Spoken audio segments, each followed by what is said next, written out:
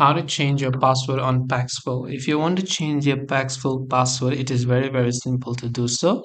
All you have to do is simply open up your browser, and once you open up your browser, this is the type of interface that you will see.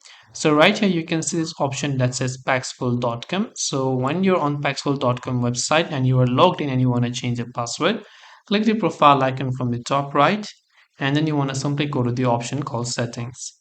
Navigate to settings. On the left hand side you'll find this option that says security.